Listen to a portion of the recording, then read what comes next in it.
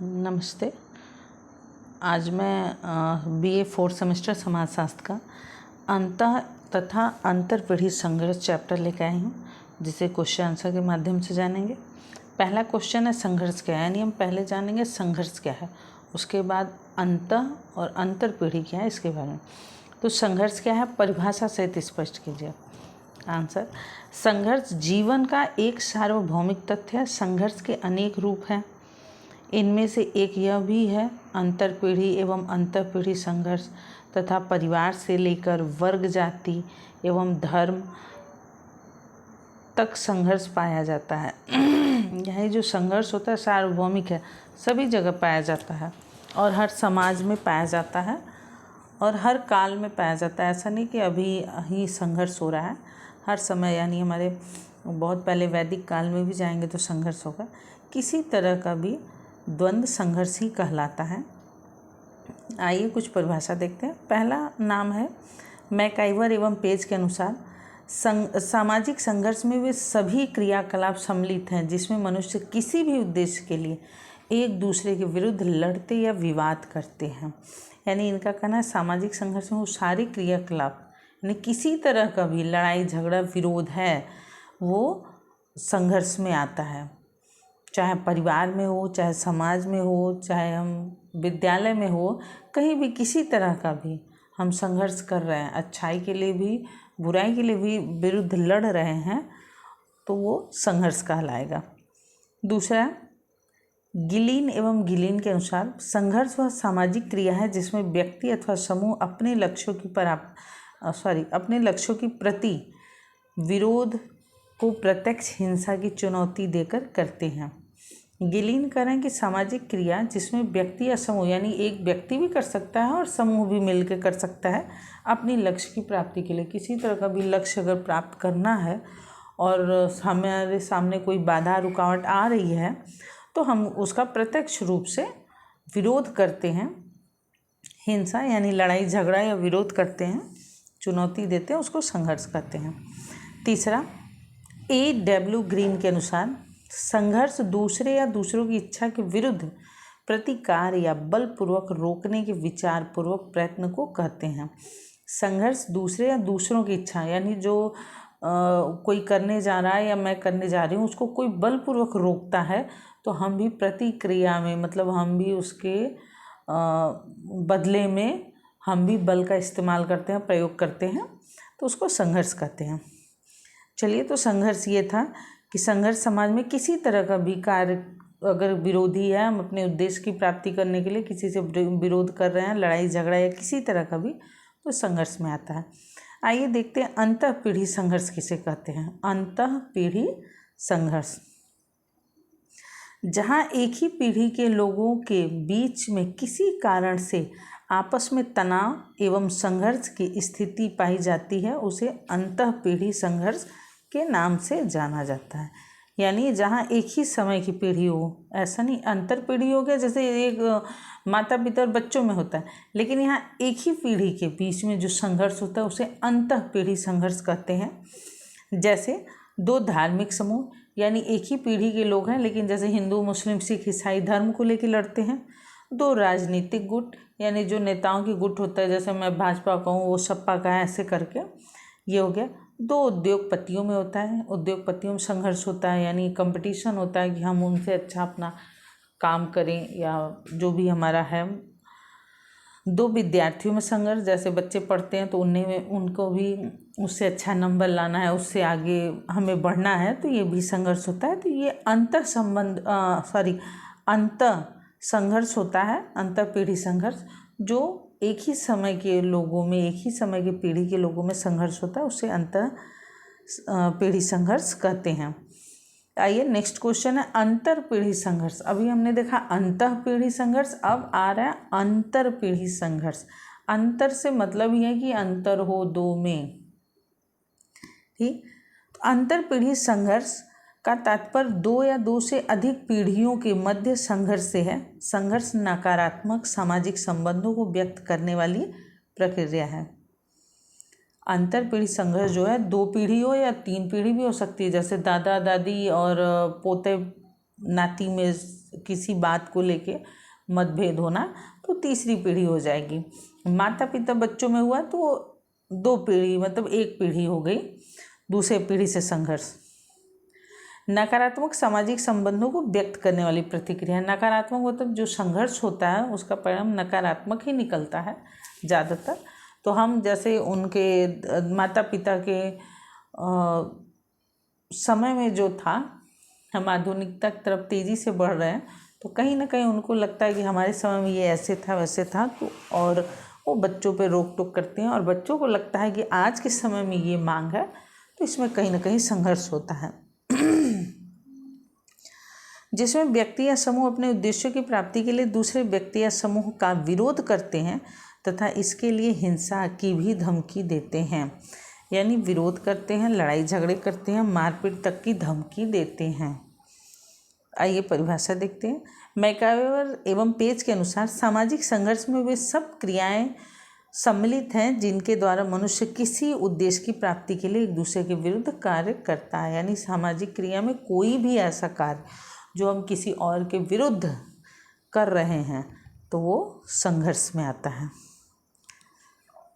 अंतरपीढ़ी संघर्ष के प्रमुख प्रकार कौन कौन से हैं? यानी जो अंतरपीढ़ी संघर्ष हो रहे हैं आज के समय में, उसके कारण क्या है, कौन से हैं? पहला है माता पिता एवं बच्चों के मध्य संघर्ष। यानी 2 पीढ़ी का अंतर होने पे उनके समय में शिक्षा हो गया, रहन सहन हो गया, खान पीन हो गया, बोल चाल हो गया, या सामाजिक तौर तरीके हो गए, अलग था। अब के बच्चों में अलग है, तो कहीं ना कहीं इन सब बातों को लेके आपस में संघर्ष होता है। दूसरा सास ससुर एवं बहू के मध्य संघर्ष। वही हो गया, सास ससुर में अलग पीढ़ी हो गई, बहू में अलग हो गई। उनके समय में कुछ और था, उनके ज़माने में, बहू के ज़माने में कुछ और हो गया है, तो कहीं ना कहीं ये भी संघर्ष का कारण है।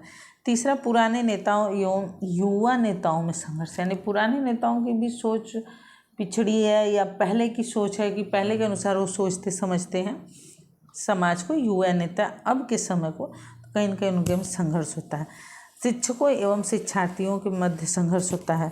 विद्यालय में आप देखेंगे जो बच्चे होते हैं, शिक्षक होते हैं, कहीं ना कहीं शिक्षार्थियों शिक्षक में मतभेद होता रहता है, संघर्ष होते हैं।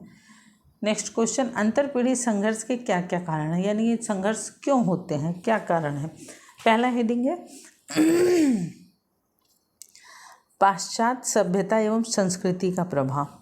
जो हमारी नई पीढ़ी आई है उसमें कहीं ना कहीं पाश्चात्य सभ्यता और संस्कृति का प्रभाव बहुत तेज़ी से पड़ रहा है। तो युवा पीढ़ियों पर जो पाश्चात्य सभ्यता और संस्कृति का गहरा प्रभाव पड़ रहा है, जिसके कारण वो पूरी तरह से पाश्चात्य संस्कृति में रंग गए हैं। चाहे उनका पहनावा हो, चाहे खान पीन हो, चाहे बोल चाल हो, चाहे उनकी सोच हो, सब वो पूरी तरह से पाश्चात्य में बदल गए हैं। अब जो पुरानी पीढ़ियां हैं वो अपनी प्राचीन सभ्यता एवं संस्कृति के अनुकूल व्यवहार करने में अपना गौरव समझते हैं। जो पुरानी संस्कृति पीढ़ी के लोग हैं वो अपनी संस्कृति के अनुसार पहनावा हो गया, खान पीन हो गया, बोल चाल हो गया, बाकी चीज़ें वो उसके अनुसार समझते हैं कि अगर ऐसा व्यक्ति करता है तो कहीं ना कहीं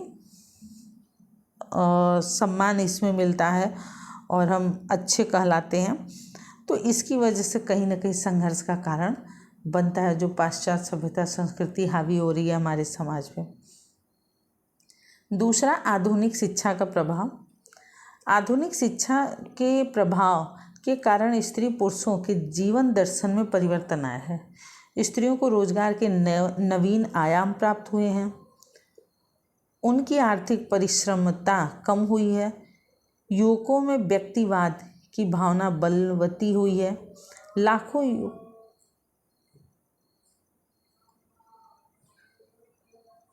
युवकों को अपना संयुक्त परिवार छोड़कर बाहर नौकरी व व्यवसाय करने के अवसर प्राप्त हुए हैं।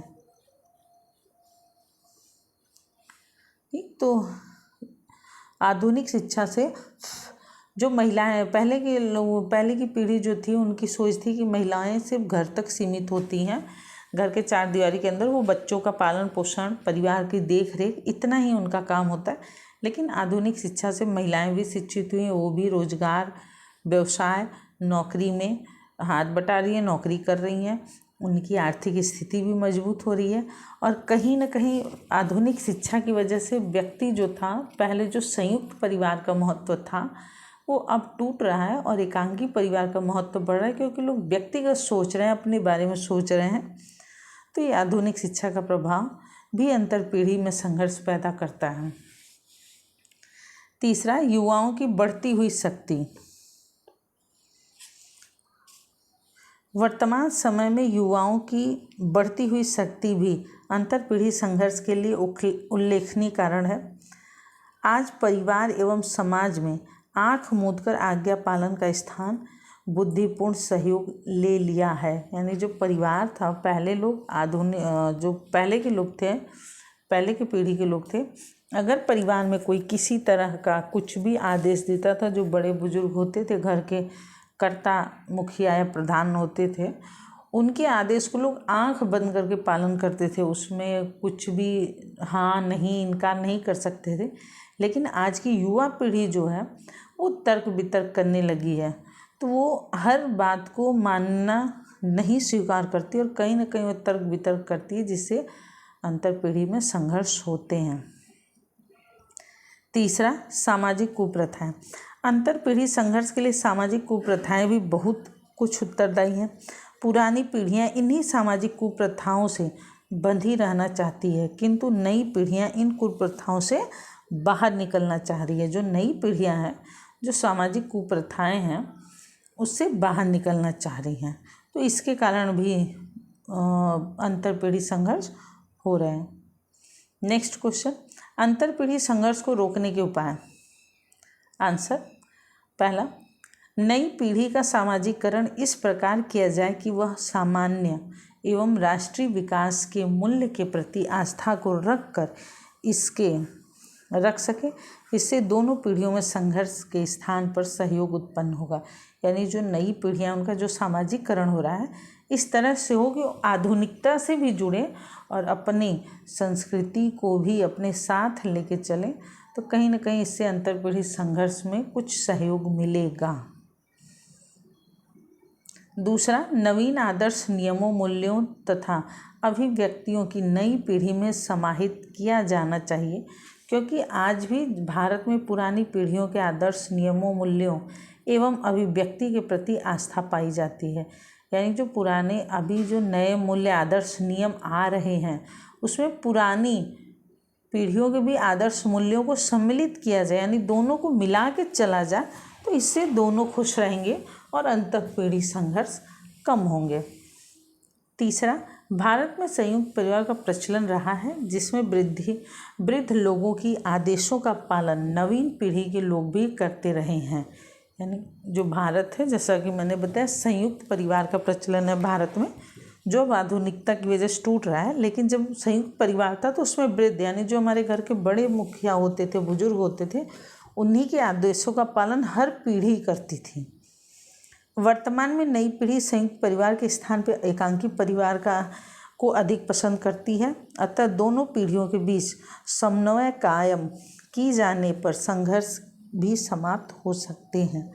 यानी जो दोनों पीढ़ी है, ये पहले के पीढ़ी को, पुराने पीढ़ी के लोगों को भी समझाना होगा कि आधुनिकता मांग क्या है, क्यों आधुनिकता जरूरी है, और आधुनिकता पीढ़ी को, यानी नई पीढ़ी को भी समझाना है कि हमें अपने परंपरागत प्रचलन या जो हमारी संस्कृति, उसको भी साथ लेके चलना चाहिए, जिससे संघर्ष समाप्त हो सकता है। नेक्स्ट क्वेश्चन, वर्तमान में किस प्रकार की परिस्थितियों का महत्व बढ़ा है। आंसर है, अर्जित परिस्थितियाँ।